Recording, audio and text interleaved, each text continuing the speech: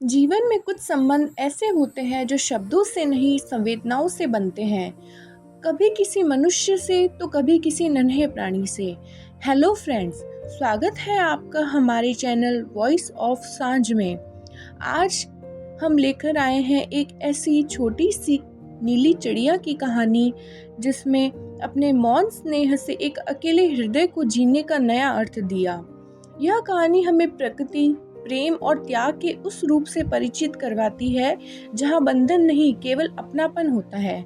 आइए सुनते हैं एक मार्मिक और हृदय स्पर्शी मौलिक कहानी, नीली चिड़िया। बरसात की एक उदास सुबह थी।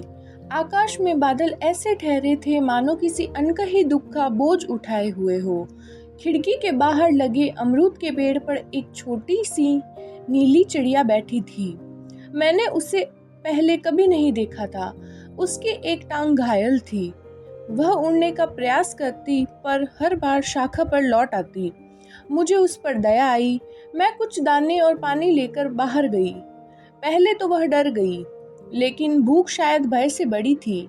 धीरे धीरे वह मेरे पास आने लगी। अब वह सुबह उसकी प्रतीक्षा मेरी दिनचर्या बन गई। मैं उसका नाम नीलिमा रख चुकी थी। लेकिन एक बात मुझे हमेशा विचित्र लगती थी।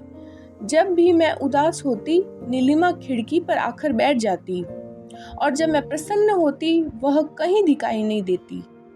मानो उसे मेरे मन की भाषा समझ आती हो। एक दिन मुझे शहर जाना पड़ा।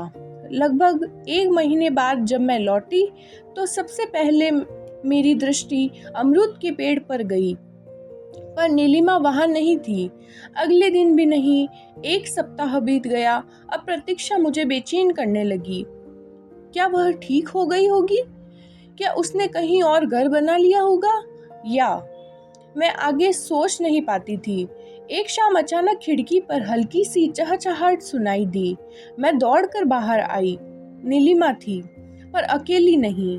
उसके साथ 3 छोटे छोटे बच्चे भी थे।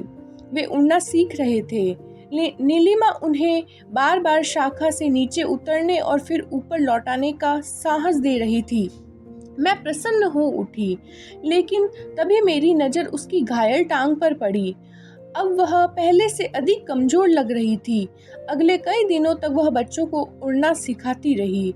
फिर एक सुबह अमरूद का पेड़ खाली था। न बच्चे थे न नीलिमा, सिर्फ हवा थी और कुछ टूटे हुए पंख। मैं देर तक उस पेड़ के नीचे खड़ी रही।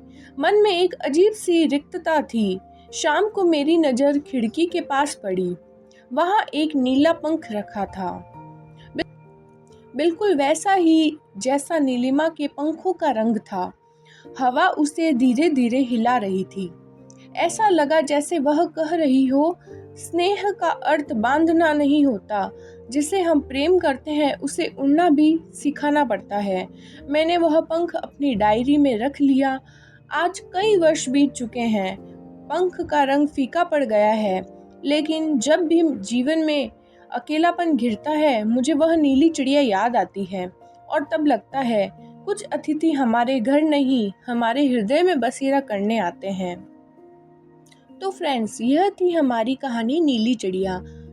स्नेह का वास्तविक अर्थ किसी को अपने पास बांध कर रखना नहीं, बल्कि उसे अपने सपनों के आकाश में उड़ने की स्वतंत्रता देना होता है। यदि इस कहानी ने आपके हृदय को स्पर्श किया हो तो अपने प्रियजनों के साथ अवश्य साझा करें। फिर मिलेंगे एक नई साहित्यिक और भावनात्मक कहानी के साथ। धन्यवाद।